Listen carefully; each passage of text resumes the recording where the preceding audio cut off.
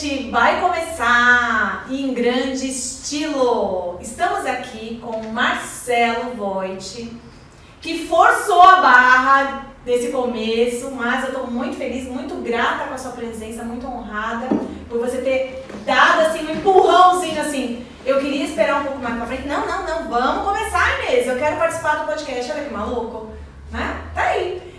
E pra começar, como eu já disse, é Marcelo Voit, uma pessoa, pai, parceiro, profissional da área de gestão, palestrante, escritor e tem mais um monte de coisa, músico também, esposo, enfim, uma história incrível de administração, de gestão aí, inspiradora. Então, bora lá começar. Marcelo, me fala aí, primeiro, muito obrigada mais uma vez por concordar em participar do nosso podcast, num novo formato, aliás, curtam, compartilhem, divulguem nas suas redes, depois a gente vai soltar alguns vídeos das mudanças, das alterações. Mazinha vazou, sim, vazou, mas ela vai voltar depois, porque eu vou dar um jeito dela retornar. Mas, por enquanto, vamos seguir essa segunda temporada com um monte de convidados entrevistados incríveis, começando aí com Marcelo. Por favor, seja bem-vindo. E quem é você, Marcelo? Primeiro, obrigado por estar aqui, um local extremamente agradável. Acho que você vai ter uma lista enorme de espera para fazer os programas, que é muito gostoso ficar aqui. Marcelo é filho do Robinson Penteado Bianchi, uma pessoa que nasceu em Santos, com a Neide Voit Bianchi, que nasceu em Limeira. Meu pai, técnico contábil, fundador da Atlas. Minha mãe, professora, dava aula em 2 períodos, principalmente no momento mais importante, que foi a abertura do escritório. Então, são 2 pessoas assim, extremamente batalhadoras. Eu não conheço nenhuma pessoa com a determinação da minha mãe e com a receptividade que meu pai tem para fazer as coisas, né? Então é um casal muito, muito querido, todos nós gostamos muito deles. Tenho meu irmão, um ano e 9 dias mais velho que eu, ele é bem mais velho que eu. O Robinho é o meu melhor amigo, é a pessoa que eu confio demais, né? Somos sócios na vida, sócios nas emoções e nas nossas vitórias. Casei com a Daniela Bueno, a Dani é a minha grande parceira. Ela me ajuda em tudo, ela me dá todo o apoio emocional, ela me dá o apoio psicológico e me dá o apoio, inclusive, amoroso, né, que a gente precisa, né? A Dani é uma pessoa também muito determinada, uma pessoa que vai em busca dos seus sonhos e apoia demais os meus sonhos, né? Então isso é muito legal.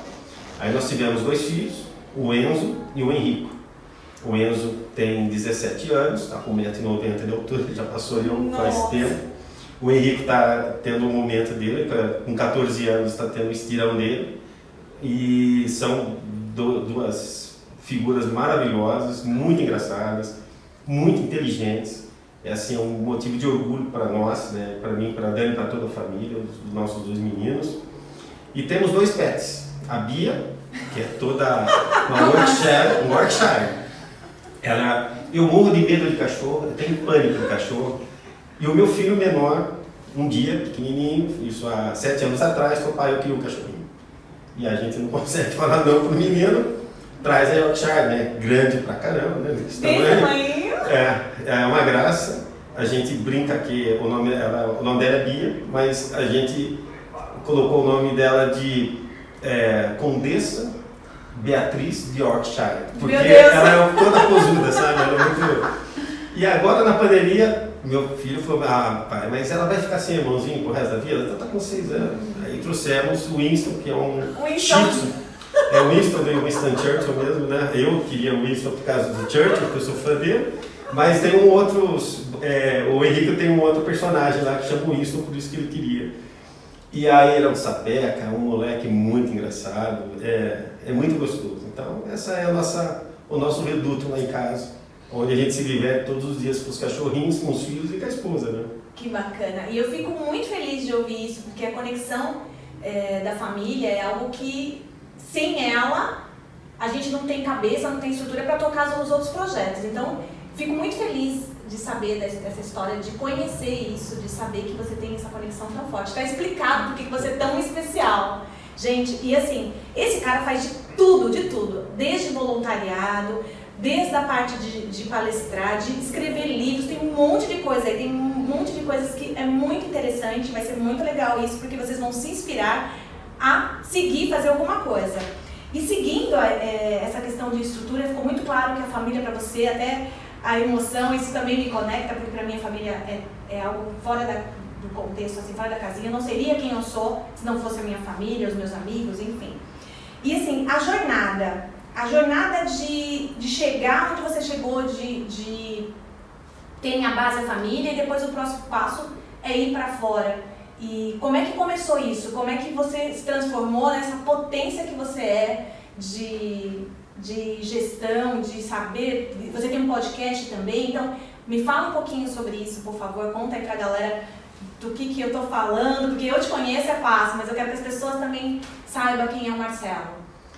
Olha, o meu pai sempre foi uma pessoa que sempre foi um visionário, sempre olhou muito para frente, sempre teve uma liderança muito grande em todos os grupos, desde a época que ele era pequenininho no escoteiro. Ele fala que ele era o chefe da patrulha do cão. Ele fez contabilidade, veio aqui para São Paulo, casou-se em São Paulo, meu irmão nasceu aqui e trabalhava com empresas SAs, né? E aí teve uma oportunidade de voltar para Limeira numa empresa SA e ele foi para lá também. Teve um momento que ele percebeu que o Brasil estava melhorando economicamente e toda a família ia ter um carro. Até então ele trabalhava de empregado. E ele abriu uma autoescola porque ele sabia que muita gente ia ter que tirar carta, né? E então ele abriu a autoescola, a autoescola dele foi a maior de Limeira. Ele abriu a Associação das Autoescolas de Limeira. Daí ele abriu a Associação dos Despachantes, então ele organizou a classe, fez tudo isso daí. Aí chegou um momento que ele queria voltar para a contabilidade, e aí ele abriu o escritório. E ele era um cara muito conhecido lá na minha cidade, e ele errou, né? Ele fala, eu tive um erro, que eu achava que porque eu era conhecido, eu abri o escritório, todo mundo ia levar as empresas para mim. Mas eu esqueci que ninguém lembrava que eu era contador, que eu tinha o outro lado, então eu tinha que provar para o mercado tudo de novo. Depois de 2 anos, né, ele abriu um escritório como Robinson Penteado Bianca, o nome dele, como contador autônomo. O meu irmão começou a estudar técnico contábil, foi trabalhar com ele com 14 anos e eu no ano seguinte também. Então a gente trocava a escola pelo trabalho. Então era a família inteira, minha mãe dando aula 2 períodos, tentando dar uma sustentabilidade inicial para o escritório. Foi um período difícil, mas foi o melhor período, porque ali trouxe o nosso vínculo de relacionamento profissional, né? Que a gente tinha familiar, né? Então, como era o meu pai profissional? Eu conhecia o meu pai, não o seu Robson profissional. E ali eu aprendi a conhecer meu pai. E depois ele percebeu que a gente ia começar a faculdade logo em 1, 2 anos e ele não tinha condições de pagar a faculdade na época. Então, o que ele fez? Ele descobriu que o processamento da contabilidade já tinha software para se fazer no Brasil. Isso a gente está falando de qual 1985. Por que é interessante, gente, colocar uma linha, uma data? Porque a contabilidade, tecnologia, inovação não é algo que é antigo. Então, seu pai foi um visionário, na verdade, ouvindo você falar sobre ele, não é? Isso. Então, é assim, ele percebeu também que as histórias dos escritórios que cresciam numa cidade como Limeira, que era uma cidade média, você dependia do tempo, demorava o tempo para você ser aprovado no mercado, né? Então ele falou, eu preciso acelerar o meu crescimento. Então eu não posso demorar o mesmo tempo do que aquela pessoa que tem 30, 40 anos, outro tem já 10, outro com 2 anos, né? Então o que ele fez? Ele importou um computador, na época que o Sarney deu calota no FMI, o dólar explodiu, mas ele tinha que pagar em dólar. Eu me lembro que eram $10 mil que a gente tinha que pagar, e a gente pagava um valor mensal, e cada vez que chegava vencimento era um desespero. Comprava-se dólar todo dia para conseguir, vender no dia em porque reais. Porque o câmbio também era uma loucura. O meu irmão foi a pessoa que foi treinado, veio aqui para São Paulo, treinou e tal. E aí o que nós fizemos? As empresas médias não tinham computadores. Então nós inventamos uma planilha, onde as pessoas colocavam data, débito, crédito, o histórico e o valor. Caramba. E o meu irmão bolou um negócio que você somava todas as colunas, então, quando você digitava que era por lote, de 20 lançamentos, por exemplo, se batesse os valores, toda a digitação estava certa. Se não, tinha que voltar e corrigir. Se não, tinha que corrigir. Aí tem que achar a digitação errada. E a gente começou a trabalhar para muitas médias empresas que não tinham computadores. Caramba! Né? Então vocês imaginam aquela gelatina, Nossa. ser substituído pelos papéis, pelos formulários contínuos, que parecia o primeiro mundo. E nesse momento, eu falei para o meu pai que não podia chamar Robinson Penteado Bianchi, tinha que ter o nome de uma empresa. E ele queria pôr o escritório real, porque a autoescola dele era real. E por quê? Porque ele tinha autoescola presidente e tinha autoescola senador. E o rei era maior do que os dois. Então ele pôs real na época. Já era marqueteiro naquela época. Mas eu achava que a fonética não era legal, sabe? Então aí começamos a pensar. E aí, conhecendo a história do Atlas, eu achei que era um nome legal, né? Aí tem vários significados. A gente colocou o escritório Atlas. Meu irmão fez uma logomarca extremamente informatizada na época, que pegou no Printer Master. Mas ele fez e ficou muito bonita na época, porque tinha... Ninguém tinha nada, imagina, né? E as letras eram uma letra de tecnologia na época já. E aí nós fizemos. Então, assim, o escritório não era grande, mas a gente tinha uma panca que era uma beleza, porque o escritório de contabilidade que tem computador, né? Então era esse o lance de informatizar e tal. E aí o meu irmão viu a produtividade disso e falou, olha, nós temos que achar o sistema fiscal de folha. E nesse momento não existia RP, né? E também não existia rede. Então, o que você tinha estava dentro do seu computador. Era local, né? Exatamente. Então aí tinha as cópias, né? Porque se tivesse algum problema na Manchester, né? Você tinha como recuperar. Mas enfim, foi assim que nós começamos, né? Então eu sempre falo que a inovação ficou no nosso DNA. O meu pai com essa visão, mas nunca ligou um computador na vida, até hoje. Você não precisa ligar, se você já tiver a visão para frente, né? Já é o suficiente para você motivar as outras pessoas, inspirar as outras pessoas, né? Então, eu acho que eu devia estar conversando com seu pai, não com você. Então, em 87, então a Atlas é fundada em 87, né? Por causa disso, por causa dessa circunstância. E foi muito legal para nós, porque na época a gente chegava nos escritórios de contabilidade e só tinha máquina de somar e escrever, né? E aí meu irmão queria pôr em tudo, né? E foi muito legal, foi um aprendizado para a gente muito interessante. Então, tecnologia também ficou no nosso DNA. Por exemplo, nossa preocupação é blockchain, inteligência artificial, qual que é o impacto, essa discussão que nós temos na nossa sociedade hoje. Metaverso, vai por aí fora, né? Aliás, não é um assunto, né? Mas a gente pode... Porque metaverso foi uma das palestras que você fez agora, nas últimas semanas, sobre esse assunto, né? Que é algo que vai para frente, na verdade já está acontecendo, né? Quem não está antenado precisa, porque é o próximo passo, né? Eu acho, Inês, que assim, quando as pessoas falavam da internet, o que é internet, né? Todo mundo fala, o que é? Não, você vai ter um e-mail, uma caixa postal eletrônica. A gente não tinha noção. Não, era discado ainda. E o que vai ser isso? A gente não tinha noção que a gente ia ter uma Netflix. Exato. Que estava estruturado nisso, que você consegue usar um aplicativo hoje para molhar as plantas da sua casa. Quer dizer, a gente não tinha noção. O metaverso, o blockchain, é a mesma circunstância que a gente está dizendo. Sim. A gente pode imaginar, mas a gente... Daqui 10 anos a gente não imagina. Não tinha noção, não tem. Então, você pode imaginar, mas você não consegue prever quais são os impactos de mudança. A revolução vai ser extraordinária. Não, eu imagino, mas isso dá um outro podcast isso daí. E como aqui é inspiração, eu quero que você inspire as pessoas a se movimentar. Esse é o meu propósito aqui, de inspirar as pessoas a partir de você, porque assim, quando eu te vi, aí eu sou um pouco, eu não posso ver artista, tá, gente? Eu olhei o Marcelo... Eu falo, gente, poderoso lá, distante, algo inacessível. Não é. É uma pessoa incrível, um parceiro. E assim, eu tenho muita gratidão, muita honra de poder participar, trocar experiência com você. E se fosse em outros momentos, eu ficaria travada. Mas não, você me deu a oportunidade, me conduz e me dá ideias incríveis. Então, isso é muito engraçado, é muito bacana, porque olhando... inicialmente você tem um distanciamento e não é. E aí como é que você lida com isso assim no dia a dia? Porque eu sei que você é uma pessoa doce e incrível, que compartilha. Como é que você vai mudando isso? Como é que você se vê nessa jornada toda de inspiração, de conduzir uma empresa bem-sucedida, inovadora? Como é que você lida com isso, Marcelo? Então, é assim. Quando o meu irmão fez faculdade de tecnologia e eu fiz de direito, achando que eu ia ser um promotor ou um juiz.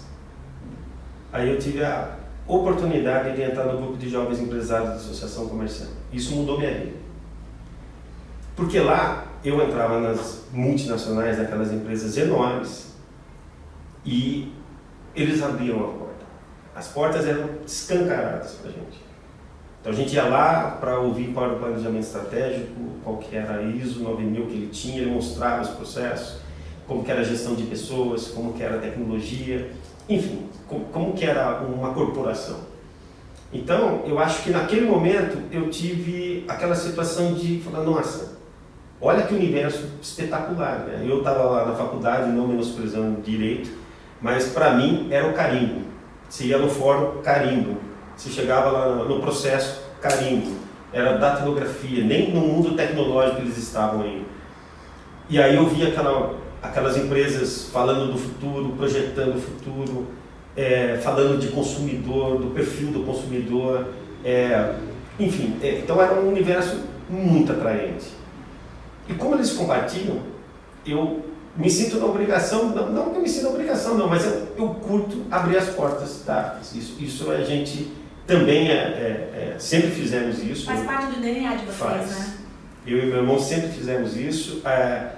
Fizemos vários, aí começamos a utilizar as ferramentas, né? Planejamento estratégico, crescemos rápido depois, tivemos que fazer ISO 9000 porque a gente fez errado o planejamento estratégico, a gente fez o crescimento, mas não fizemos a base, achando que a cultura das pessoas, né? Se você sai de 10 funcionários, vai para 35, muito radical, né? Então, 3 vezes mais. E aí, você não preparou cultura, você não tem projeto, né? Você tem projeto de crescimento, você não tem projeto de estruturação.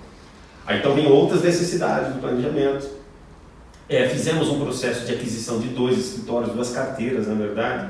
Fizemos fusões com mais 2 empresas, né? Uma de processamento de folha e uma outra empresa de contabilidade. Por quê? Porque a gente percebia que para crescer a gente precisava de perfis profissionais que fossem complementares ao nosso e de conhecimentos também.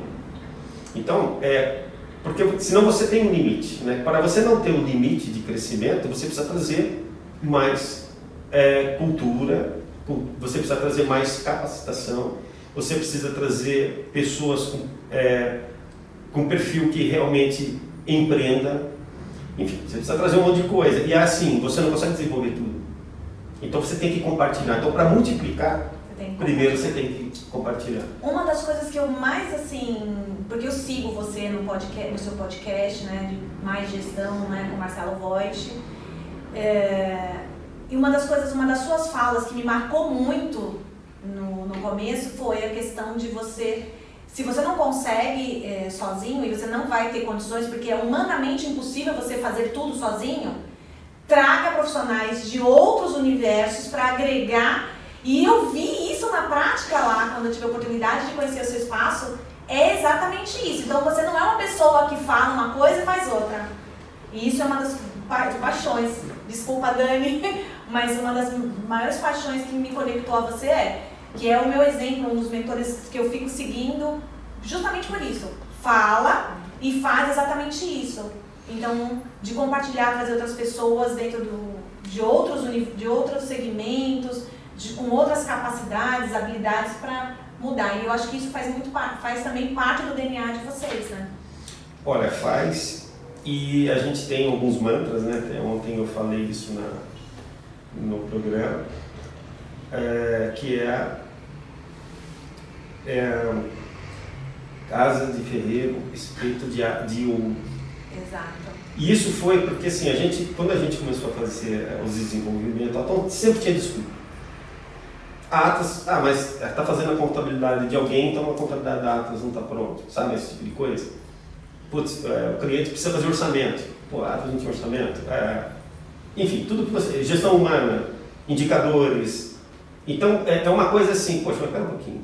Se a minha empresa não tem, como é que ela vende para alguém? Então, o projeto de experimentação é Atlas, o melhor laboratório é o nosso. Então, nós fomos pegando todos os pontos que eram importantes e nós fomos fazendo a Atlas, primeira da Atlas. Se a equipe não tem condições de fazer, que se contrate uma equipe nova ou um profissional novo, mas a atenção dela é para a Atlas. Porque eu sou acionista da Atlas. Não sou dono da Atlas, eu sou acionista. Temos que mudar de cadeira, né? Senão você acha que a empresa é sua. A empresa não é sua, a empresa é do mercado. Né? E você está lá como um profissional. A pergunta é, qual é a contribuição que você vai dar, que eu enxergo a empresa como o melhor instrumento social de distribuição de riqueza? Porque você pega mais de 100 pessoas fazendo um MBA, estudando, gerando riqueza. Outro dia eu estava falando isso para minha esposa, se você pegar, os sócios não ficam com 3% do faturamento da Atlas. O resto vai tudo para o mercado. Isso diferente esse modelo também de gestão já é diferente, já é inspirador para quem quer começar um negócio e com um olhar numa empresa com sustentabilidade, com gestão e pensando lá na frente. Isso é muito legal. Então, e aí voltando nos modelos de corporações que a gente viu, a gente olhava e falava assim, eu posso dar o meu piti lá na Atlas e prejudicar todo mundo aí? Não. Perder o principal cliente, ou seja lá quem que pode? Ninguém pode. Ninguém. Então é assim, começa com o respeito daquilo que foi começado lá pelo meu pai, pela trajetória de todos os sócios, de todos os profissionais que estão lá, e mostrar o seguinte, a Atlas é sagrada, e nós temos que entender que ela é uma empresa que fomenta muito conhecimento, fomenta a prosperidade para os clientes, para as pessoas, e sai do nosso mundo. Né? O podcast é uma oportunidade de eu falar um pouquinho da Atlas,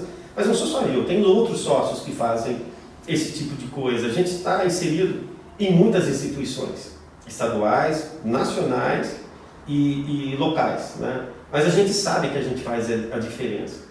Então, para você ter orgulho daquilo que você faz todos os dias, né? E para ser um ambiente que traga motivação para você continuar fazendo, você tem que respeitar todas as pessoas que estão ali. Então, não dá o Marcelo dar um piti e prejudicar um funcionário lá que vai perder o posto de trabalho dele, porque o Marcelo acha que tem o direito de se perder com o cliente, por exemplo, ou de falar um pouco mais alto com o funcionário, por exemplo.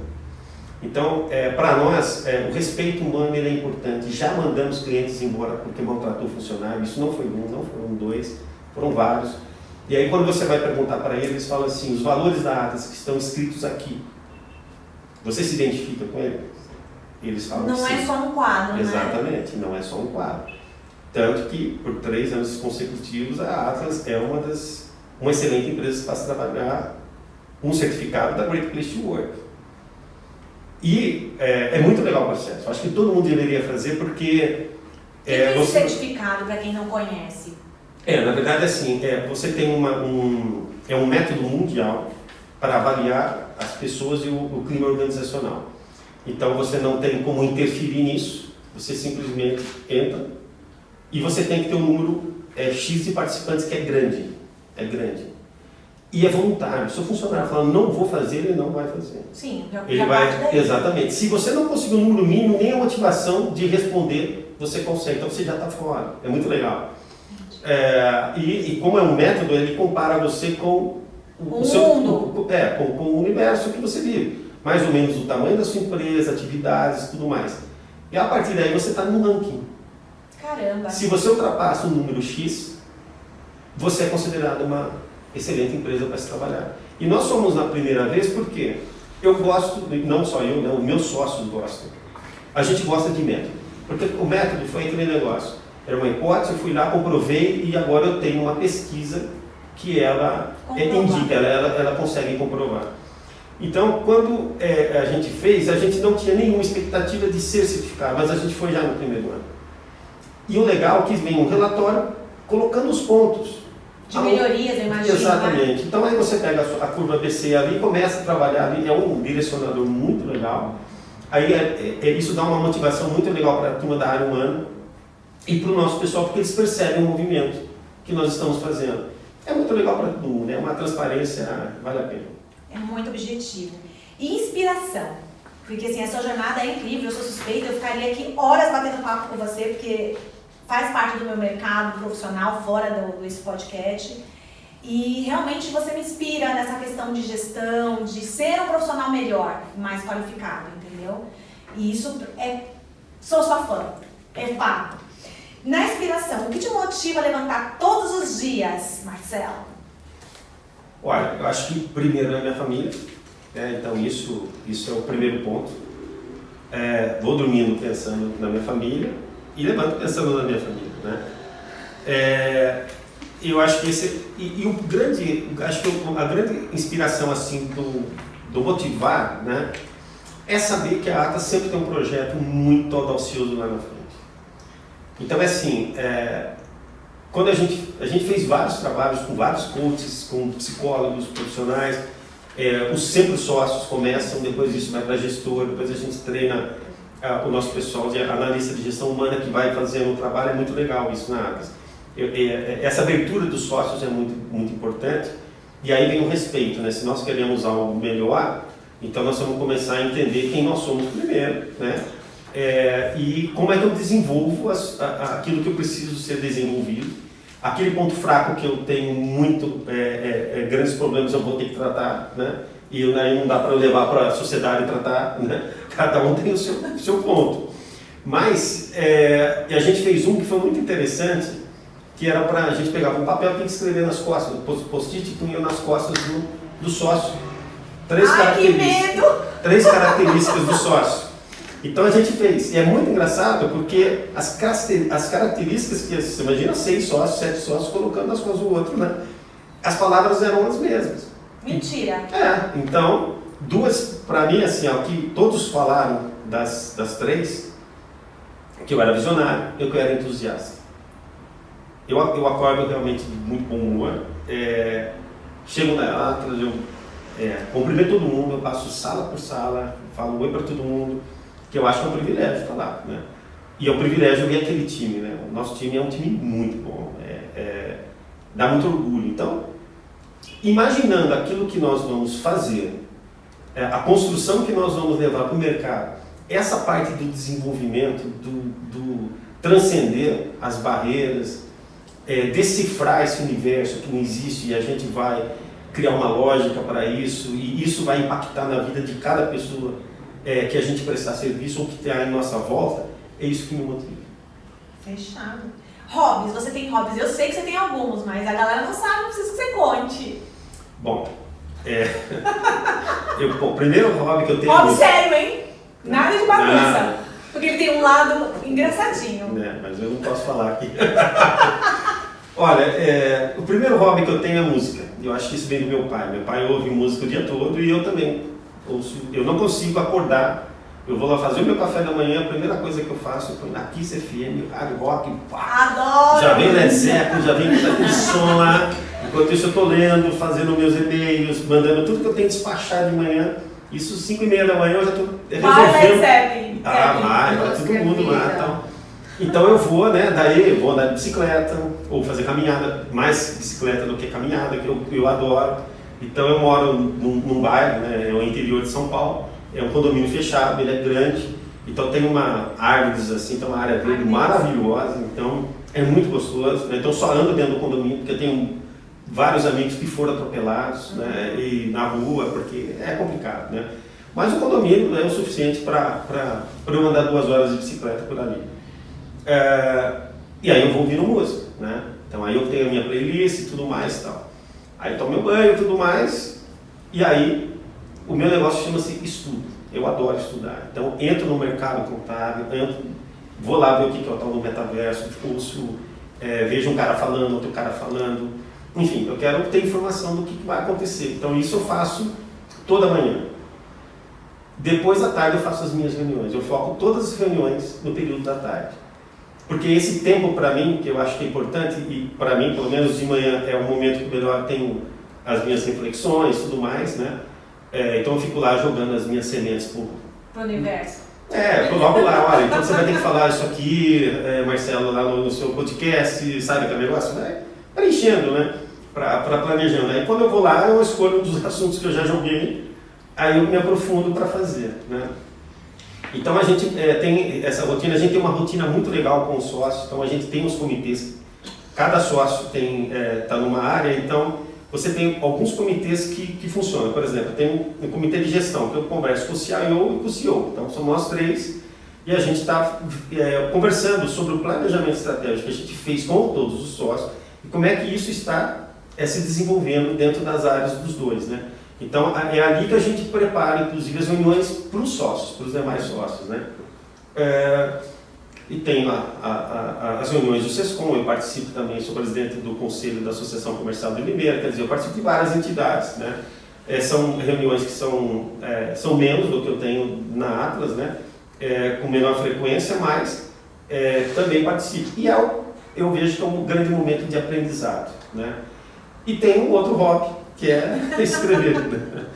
Eu não viajo no final do ano, não gosto daquela muvuca do dia 26 de dezembro até 10 de janeiro, mas eu fico em casa, porque é onde o escritório também, eu acho que todas as empresas de contabilidade diminuem demais, a Atlas não fecha, mas a gente dá uma boa parte de sair de férias e ficam algumas pessoas de plantão. Como eu não tinha nada para fazer, eu comecei a escrever. E comecei a escrever um livro, né, o Cabo da Máfia. Calma, para, stop! Gente, eu recebi, eu encomendei o livro. E aí quando chegou o livro, a experiência foi tão fantástica. Chegou na caixinha e eu abri, tinha cheirinho, agora não tem mais porque já faz um tempinho. Tem aqui chama um organograma, né? Uma árvore genealógica. E eu preciso fazer a lição de casa depois que eu fizer a leitura do livro, que é bem bacana, eu super indico. E a hora que eu concluir, ele vai tomar a lição de casa, porque afinal de contas ele também é professor, tá? Essa galera que eu ando, tem gente, olha, eu não sou inteligente, mas essa galera é muito inteligente. Então, foi muito legal. O que eu curti antes da leitura, né? Porque como eu te disse, eu vou ler ainda. Mas a questão da experiência, de receber, isso foi muito legal. Eu não imaginava, não conhecia. E de onde partiu essa ideia de gerar essa experiência para quem estava comprando o livro, Marcelo? É uma curiosidade, eu gostaria de saber. Vou revelar o segredo aqui. Dani! A minha esposa falava o seguinte: Marcelo, tem eu não sei se chama leiturinha, eu não sei qual que é o clube de crianças, que você faz uma assinatura e todo mês vem uma caixinha. E ela fala assim: Marcelo, essa caixinha vem toda com cheiro, vem com... Então é uma experiência para a criança, sabe? Ela recebe um presente, ela não recebe um livro. E ela fala assim: então nós vamos fazer alguma coisa. E aí a gente foi montando os kits, né? Eu tenho um grande amigo meu que é um designer, né? E ele trabalha para a Atlas, inclusive, fez toda a revisão da nossa identidade corporativa, adora a filosofia, aqueles caras bem malucão, aliás, cara vale a pena faz parte. É extremamente inteligente, que é o Maurício, né? Da história. E ele que inventou a árvore genealógica. Ele falou: cara, vamos fazer um negócio assim. E aí eu deixo os nomes, a sacada foi demais. As pessoas podem colocar o nome deles ali também, né? Tem local. Um outro designer fez, essa capa já tem 17 anos, o Emílio Moretti. Ele me deu de presente também. Então você está dizendo que esse livro, a capa já estava pronta há 17 anos? Porque faz 19 anos que eu comecei a escrever o livro. Jesus amado! Então, essa história eu não sabia, quero saber. Aí eu comecei a escrever. Só consigo escrever no final de semana, no final do ano, porque assim, você tem que entrar no livro, você tem que ler tudo, entrar no clima, né? Não dá para escrever pedacinhos assim. E a minha mãe teve um AVC depois de 3 anos, acho. Meus filhos não eram nem nascidos quando eu comecei, tanto que os nomes eram Enzo, Henrico, Bianchi. Entendi. Aí depois que eles nasceram eu coloquei, falei: não, o nome do mafioso de Enzo e Henrico Bianchi, né? Senão eu já batizo o cara já e dou um destino que vai aqui.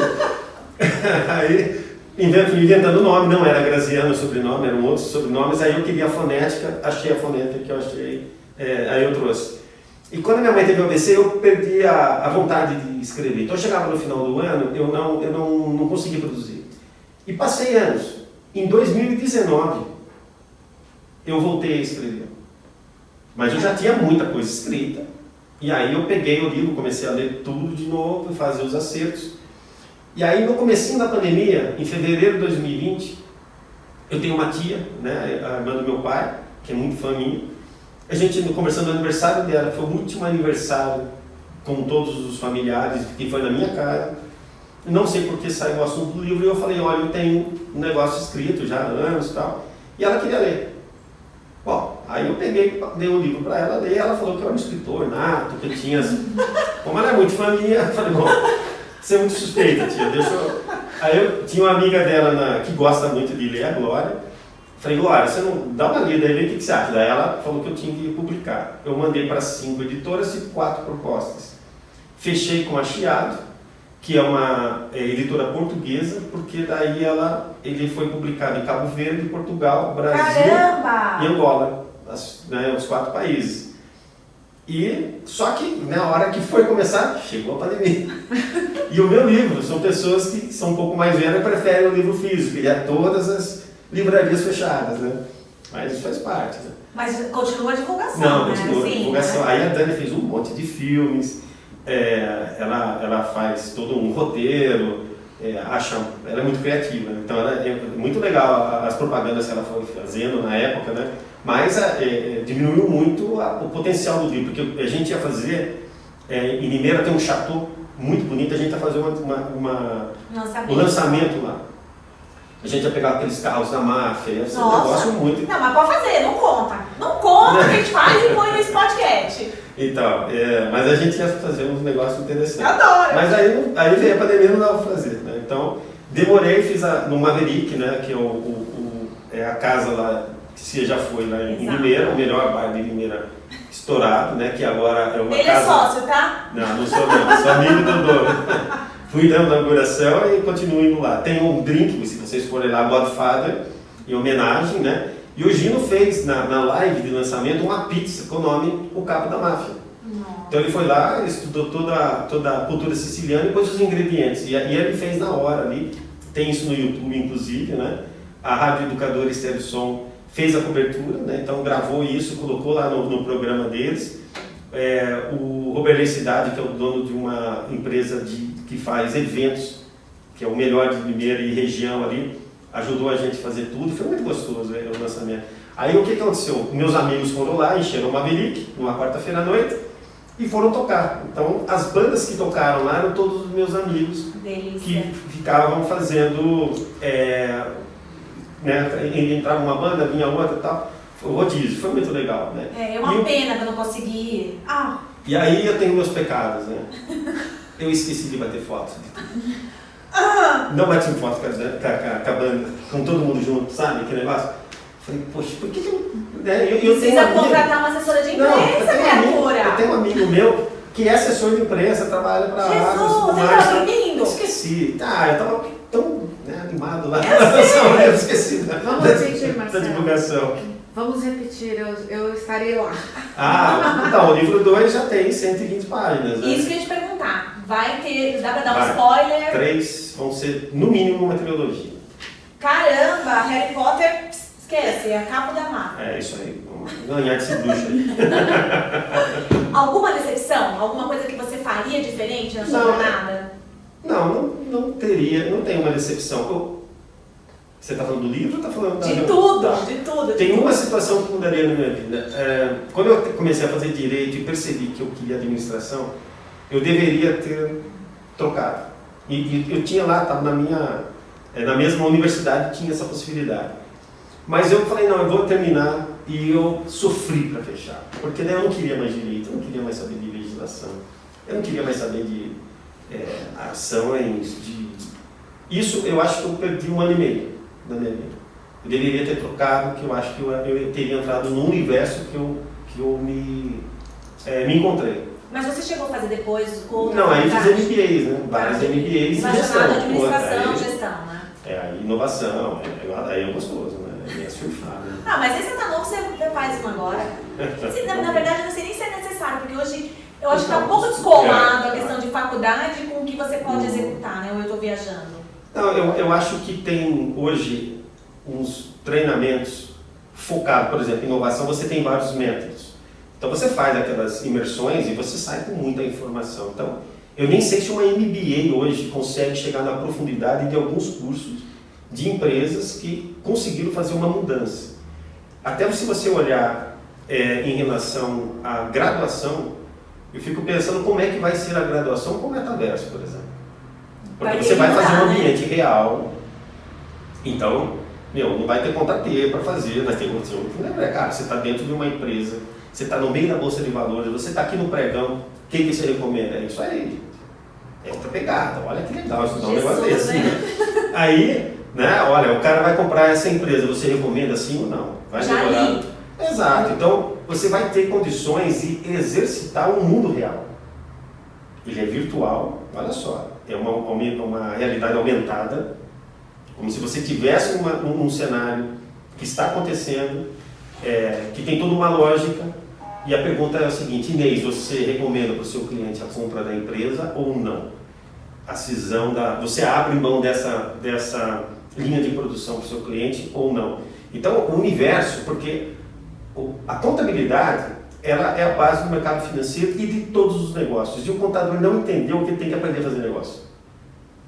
Porque a gente está mais preocupado em atender o fisco, aí estou falando como empresária da área contábil, por isso a grande sacada de você estar em entidades que você possa trabalhar de forma voluntária, estar batendo papo com profissionais que já chegaram onde você quer chegar, que eu tenho essa grata possibilidade de participar e conviver com pessoas como você, que já estão onde eu quero chegar, então isso me inspira no sentido de pensar nessas possibilidades. Não dá para ficar pensando só no DARF, né?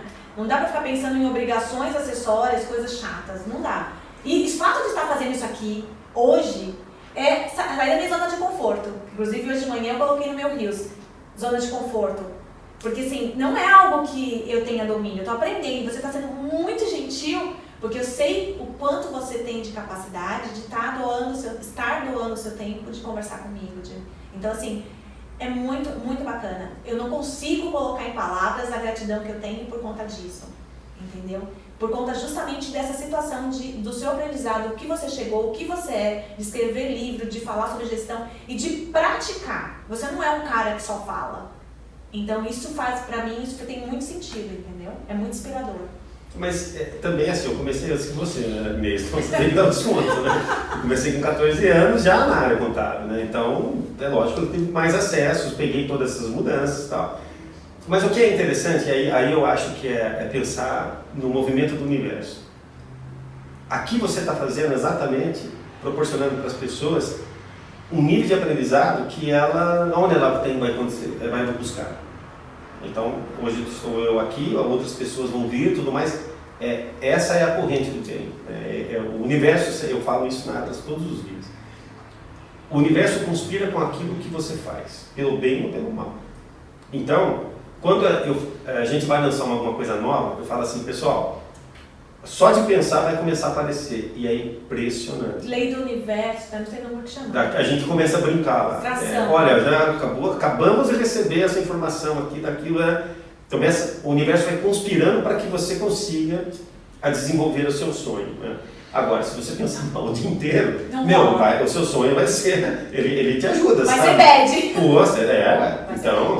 Então por isso que não dá para perder tempo com portaria, né? Porque tem tanta coisa legal para fazer, e aí as pessoas ficam ali. Na nossa área, eu vejo o seguinte: quando os empresários contábeis se capacitarem para negócio, a gente muda o PIB do Brasil para 2 pontos para cima, não tenho dúvida disso. Porque as empresas não têm gestão. As empresas não sabem se elas estão indo bem ou não. Elas não têm benchmark para saber se o negócio dela é bom ou não. E nós temos a base. Todas as informações estão na nossa mão. Né? Então, e para que a gente utiliza isso? Aí você falou para entregar um imposto. Pô, o imposto não é nada, o imposto é uma obrigação. Uma obrigação mínima, básica. A principal é acessória, quer dizer, fica naquele mundo muito pequeno. E lá a gente chama de cientistas contábeis, porque é uma ciência contábil, é uma ciência. Meu marido... Então, detesto quando fala contador. Que contador, cara? Sou cientista contábil. Eu sou contador de histórias agora. Faz parte. Mas assim, o meu marido estava conversando com uma das turmas que ele tem de convivência, e falou, a minha esposa está se especializando em automação, em robôs. Os caras não entendem. Isso é o que vai vai para frente. Então, assim, a minha inspiração hoje é acordar e estudar tecnologia, é estudar um escritório que abre as portas para mim, como aconteceu com a Atlas e outros, que mostra a possibilidade de eu ser uma gestora, uma empresária diferente. Não dá para ficar só atrás da mesa. E assim, e não importa qual seja o seu ramo, você precisa fazer outras coisas, você precisa devolver para o universo as coisas boas. Então, eu me divirto e eu me forço a sair da minha zona confortável atrás da maluquice. E tem uma coisa que a gente aprendeu também lá na Atlas, a gente conversa entre sócios, é o seguinte: nós temos que aprender a curtir jornada. E assim, quando a gente fez a ISO lá em 2006, ninguém sabia o que era ISO. Então eu comecei a ser visitado por muita gente. Então a gente tinha um programa de visitas na Atlas, todas última sexta-feira do mês. E foram mais de 400 empresas de contabilidade lá. Caramba! Então eu conheci muita gente. Só que tinha algumas que eu percebia que falei, cara, eu vou lá visitar. Eu visitei, eu não sei quantas empresas, mas foram mais de 100 com certeza. Então você imagina esse relacionamento e alguém começou alguma coisa que você não começou, e você conversa e as pessoas são solidárias. O cara fala, Marcelo, é assim, tal. E assim como a gente se abriu, tem outras pessoas que se abrem também. Então esse é um universo que as construções são muito interessantes porque está conspirando para desenvolver. E aí, o meu pai tinha uma passagem que ele falava assim, isso para mim e para o meu irmão há muitos anos. Você imagina que está todo mundo num fosso de barro, né, tudo com aquela lama aqui. E aí alguém consegue sair. Aí quando você sai, você chega para o cara e fala, cara, vem cá, você está lá em cima. E você dá a mão para ele e fala, cara, desce. Não, vamos sair daqui. Não, desce, fica aqui. Eu vejo vários profissionais da área contábil nesse fosso e quer que você fique lá. E ele se incomoda quando você sai fora do fosso. Mas ele quer que você viva a vida dele. Ele não quer que você vá explorar os outros universos, as outras galáxias. Nem só explorar, né? Na verdade, você se doa, você tem que escolher, você tem que, pelo que eu entendi, você tem uma agenda que você organiza para as coisas acontecerem, para que você tenha a questão do voluntariado, a sua família, a parte do trabalho. Então você tem uma agenda, um comprometimento. Domingo você podia ficar assistindo qualquer outra coisa, você vai escrever um livro. Então você está colocando as suas ideias, inspirando outras pessoas nesse sentido. Isso para mim é muito claro. Por mais chato que seja, você tem algumas rotinas, pode não ser tão engessada, mas você tem, para fazer sentido. A rotina ela é necessária, porque assim, é uma disciplina. Então assim, que horas que você estuda, né? Se você não arrumar tempo, você não estuda. Então assim, tem horas que eu fecho a agenda. Tanto que a partir da manhã, todos os sócios sabem, está escrito foco. Não está escrito foco. Das 8 da manhã, meio-dia está escrito foco. Tem reuniões que o cara fala assim, puta, precisa ser, aí eu quebro a agenda, lógico. Sim. Mas se você deixar à vontade, você não consegue se organizar. Né? Então, para nós mesmos, nós conversamos entre a gente. O meu diretor que tem, 30 pessoas abaixo dele, ele está fazendo as reuniões 7 horas, 8 horas da manhã com o time dele. Então não adianta eu marcar uma reunião que você vai atrapalhar de sócios. Então o que a gente combinou, gente? Cada um corre atrás do que tem que fazer de manhã e vamos fazer as reuniões à tarde. Ou, na pior das hipóteses, a primeira reunião nossa é 10h30 da manhã. Então a gente tem um momento para dar foco. Né? É um momento que a gente consegue se organizar. Tal. Então tem que ter a disciplina e aí a motivação do que fazer. Né? Como a Atlas tem projetos para 2036 e 2026 e 2030, então a gente já se enxerga lá. 2030, E o que o Marcelo... Então isso aí me motiva, cara, que deixa eu buscar, deixa eu entender. É a cenourinha do Marcelo. Mim deles, né? Então todo mundo está olhando, né, quem vai ser cada um de nós em 2026. Pensando já nisso, um gancho, quais são as expectativas para o futuro, já que você entrou na questão do planejamento e que você olha o nível de comprometimento, de você já ter uma você já tem um projeto de que vai ser a sua empresa em 2026 e 2030. O que você tem de expectativa? Olha, a Atlas Marcelo, vai ser muito maior do que é hoje. Vai ser um conglomerado de empresas. Nós vamos ter um volume de negócios muito grande. Nós vamos ter produto nacional, que a gente vai lançar alguns. Vamos ter outras que não vão ser nacionais, que vão ser direcionadas para cliente nosso. O nível de parceria que nós vamos ter, a rede de parcerias que a gente vai ter para atender, do jeito que a gente está dizendo que vai atender, vai ser espetacular. Então a gente já tem alguns parceiros, já estamos formando outros. Mas os parceiros começam a entender o que a Atlas vai ser e eles também estão nesse processo. Então eu não quero um parceiro que troca o pneu do carro. Eu quero um cara que vai fazer a nave que vai voar. Caramba. Se a Atlas está pensando em voar, o nosso parceiro, aquele Tem que cara pensar de na lado a nave. lado, ombro a ombro, tem que pensar em voar. Então a gente tem algumas empresas selecionadas a dedo que estão na mesma motivação. Isso faz com que a gente compartilhe o futuro da Atlas e ele compartilhe o futuro com a gente. E juntos estamos fazendo algo. Somando os dois, não é 2 mais 2, 4, é 2 exponencial que vai. Eu lá. não sei o tamanho disso, mas eles também estão com projetos de ser exponenciais. E a pergunta é o seguinte: quais são as empresas que a gente, no mundo contábil, vai selecionar para estar conosco lá na frente? Aí já é um outro projeto. Então, tudo é hipótese. Quero saber. Tudo é hipótese. Conta, não me esconda Ainda não é nada. projeto. Não, a verdade é assim, a gente olha para o mercado contábil e olha para o mercado corporativo de pessoas físicas, são os três, né? Tem projeto para tudo. Aliás, tem hipótese para tudo, ainda não é projeto. Aí nós temos a área de inovação que testa as hipóteses. Só que são mais de 150, é muito grande. O roadmap é enorme. Então você vai testando aquelas, né, que você olha e fala assim, qual faz mais sentido na nossa percepção, essa daqui. Mas aí você olha ali, tem um monte. Então testa essa hipótese, ou ela vai dar certo ou não, sabe? Senão ela entra num processo de inovação na segunda etapa, na terceira etapa e vai embora, vira mais Projeto sólido. Aí vai virar um produto, ou vai virar, vai integrar um produto da Atlas, isso vai acontecer. E aí vai para o segundo, para o terceiro, para o quarto e assim vai indo. Então, eu enxergo a Atlas, nós, hoje sócios, como os conselheiros da Atlas, dos negócios da própria Atlas. E olhando para o mercado também. Quanto valem esses sócios reunidos para dar um sprint no cliente nosso? Show de bola. Então, a visão é o seguinte: o nosso negócio é decifrar negócios para a prosperidade. Então, nós temos que decifrar o negócio do cliente, decifrar o negócio da Atlas. O mundo empresarial é decifrar. Fica a dica para qualquer empreendedor, sirva de inspiração, né? Decifrar os negócios. Mas assim, eu queria saber do Marcelo, pessoa física, tem alguma expectativa, algum projeto?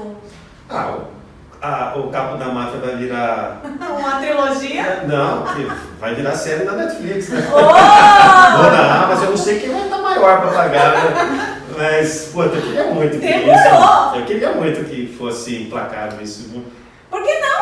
Mas vai. Vamos lá, vamos mexer os pauzinhos, Ué, vamos conectar as a gente pessoas. mexe o universo... Então, Eu não sei se você estava numa palestra que eu assisti, que o cara disse o seguinte, uma das palestras que a gente assistiu do Sescom, que você quer fazer alguma coisa, conversa com 3, 4 pessoas, que aquelas 3, 4 pessoas vai poder conversar com mais 3, 4 pessoas, então vamos conversar. É isso aí. Vamos conversar. Eu gostaria muito, a Atlas vai conseguir desenvolver isso, mas assim, é uma academia mesmo de gestão. Eu enxergo a Atlas sendo uma fábrica de inovação, prestando serviço para outras empresas, não necessariamente só para a Atlas. Eu gosto muito desse universo de conhecimento. Eu acho que se a gente conseguir levar isso para o mercado, e o mercado absorve, eu percebo pela ISO. Porque assim, olha, quando a gente foi certificado, eu não sei se tinha 3 ou 4 empresas no Brasil, mas quando a gente começou a fazer o projeto, nós fizemos para 40 empresas de contabilidade. E aí, o Humberto Batella me chamou lá no Sescom, junto com o Sérgio Giuliani e o Paulo Tarquini, para dizer assim, olha, nós temos um PQC, e o que a gente deve fazer com o PQC? Espera lá, o PQC é um programa de qualidade que ajudou muitos escritórios, inclusive nós fomos um dos escritórios na parte do profissional minha, né? Acho que na segunda turma que entrou no programa de qualidade, é incrível. A gente saiu do zero e foi, né? É aquele crescimento exponencial, desculpa, segue. Então, e nós sugerimos que o PQC tivesse a base da ISO. Fomos nós 3 que sugerimos para que montasse um projeto que as pessoas fossem melhorando os seus processos, porque o empresário contábil não tinha processo dentro. E para nós, a mudança, eu falo que a ISO é a linha de partida, não é a linha de chegada. Tem cara que fala, cara, consegui. Cara, agora só começar. O ISO é só um processinho lá na parte de documento, mas você trazer isso para a realidade, para o dia a dia, é um desafio muito maior. maior. Porque você tem os indicadores, você tem o conhecimento. Então você tem muitos indicadores. Se você for lá para organizar o certificado, nem comece, né? A pergunta é o seguinte: como é que você mensura a empresa que você tem hoje e com esses processos o que ela vai entregar? Com foco num cara chamado cliente. Sim. E não com foco na cabeça do gestor que ele está se sentindo que ele é eficiente pra caramba. Você tem que ser eficiente para melhorar para o cliente, senão você está fazendo para você. Você tem que fazer para o mercado. Sim. Até porque o cliente é o que mantém a sua unidade, o seu projeto, o seu negócio. Se ele não estiver feliz, não faz muito sentido, né? Então, e aonde que eu quero chegar? Então, quando a gente foi certificado, que nós começamos a fazer o trabalho, e aí despertou os diretores do SESCOM na época, e o Humberto era o coordenador do PQC, olha só. E aí, conversando com nós três, nós damos depoimento, isso virou um projeto para mais de 500 empresas do Estado de São Paulo, e saiu do Estado de São Paulo, a gente já sabe. Já sabe. Então, esse é o orgulho. São as você fala assim, sementes, cara, né? o que você está afim de fazer? Quer fazer alguma coisa? Que modifica o mercado. Modifica. Você falou, teve uma fala sua também de... Eu preciso lembrar o termo que você usou, mas tem justamente de você fazer uma diferença, de quebrar o mercado atual, né? No sentido de positivo, né? Não negativo. De fazer coisas que hoje, por exemplo, a pessoa não está pensando, o empreendedor não está pensando, né? Quando a gente faz esse tipo de movimento, e aí não é só a Atlas, tem várias empresas fazendo, né? Nós temos o nosso modelo, mas tem outras pessoas incentivando, que as pessoas admiram e são pessoas sérias e estão fazendo, né? Mas aí eu volto, trazer o empresário contábil com um protagonismo muito maior do que ele é hoje. E se nós conseguirmos fazer isso, em 10 anos, a nossa profissão vira a profissão mais importante do mercado. Porque ela já não tem o valor, né? Exato. Porque o contador não se deu valor. Ele continua contador e não virou cientista contábil. Exatamente. Eu tenho o maior orgulho de estar estudando para virar uma cientista contábil. É isso aí. Dicas, Marcelo. Dicas importantíssimas, por favor. Olha, eu gosto muito de ler, né? Eu tenho bastante livros em casa. Eu acho que ler pessoas, grandes líderes e biografia séria, para entender os erros e acertos, os momentos, as dificuldades, as dores e como que aquele líder conseguiu se reinventar, eu acho que é uma grande sacada. Morro de medo de não me reinventar. A vida inteira eu sempre tive medo de ser medíocre. Sempre tive medo. E aí o lance de falar assim, como é que a gente se reinventa, né? Porque, aí voltando, né? Qual é o projeto da sua vida? Se você não desenha esse projeto, ele não solidifica. Então você é levado. Sabe aquele negócio? Olha, a economia vai mal, sua empresa vai mal. A economia vai bem, você vai melhor. Você consegue um financiamento. Não dá para ser assim. Pergunta o seguinte, como é que você vai assumir o protagonismo da sua vida e falar assim, é a minha vida. A coisa mais importante que eu tenho é a minha vida. Né? Sem a minha vida, eu não tenho as pessoas que eu gosto do meu lado, eu não tenho as minhas satisfações. Então, já que é para entrar nessa, então, vamos projetar o que nós vamos ser, as competências que nós vamos desenvolver e o que você vai ter que largar. Porque com a vida é assim, você não tem como negociar com ela, você tem um limite. Se eu ocupo minha carga horária em determinadas coisas, eu estou perdendo outra. Tem outras pessoas aproveitando muito mais do que eu e outras aproveitando menos. Né?